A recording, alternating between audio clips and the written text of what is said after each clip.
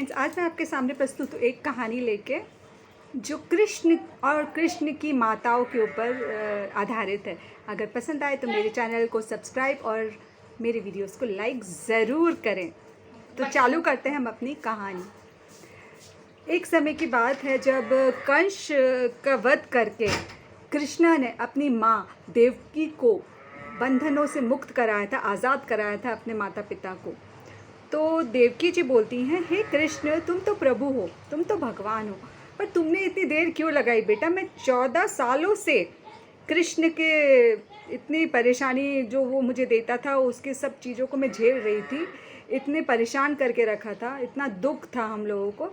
तुम तो पलक झपकते ही हम लोगों को मुक्त कर सकते थे, तो तुमने ऐसा क्यों नहीं किया?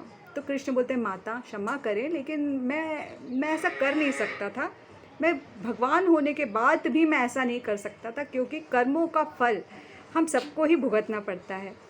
तो माता बोलती हैं कि ऐसा क्या पाप कर दिया था जो मुझे कर्मों का फल भुगतना पड़ा?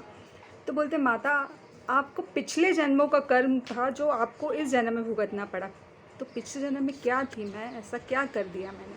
तो कहते पिछले जन्म में आप कई माता थी जिन्होंने मंत्रा के बहकावे में आके राम यानी मुझे 14 बरस के वनवास में भेज दिया था, और उसके बाद जो हम लोगों ने जो कष्ट सहा, उसी का कर्म फल है कि आपको इस जन्म में 14 वर्ष तक कारागार में रहना पड़ा।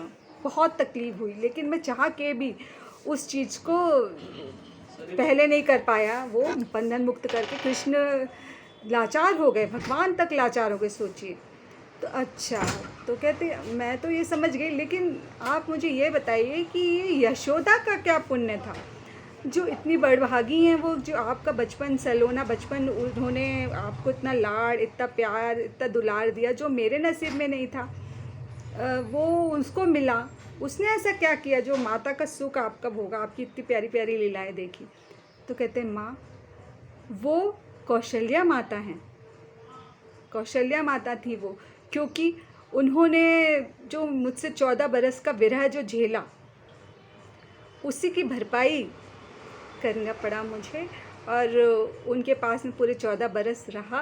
उन्होंने मेरे बचपन और मेरे से जितना हो सका उन्होंने उतना दिल खोल के प्यार किया। मेरी सारी लीलाओं को देखा, आनंद उठाया, और उनको उनकी जो भी करा उन्होंने उसकी भरपाई मिली उनके कर्मों की, क्योंकि वो इतनी तड़पी थी मेरे लिए, तो मैंने उनको 14 बरस का सुख दिया। तो इस कहानी से हमको ये शिक्षा मिलती है कि हमें पिछला जन्म तो याद नहीं, लेकिन इस जन्म में हमें ऐसे कोई कर्म नहीं करने चाहिए जो अगले जन्म में हमको भुगतना पड़े। अगर मेरी ये कहानी पसंद आए तो मेरे चैनल को सब्सक्राइब ज़रूर करें।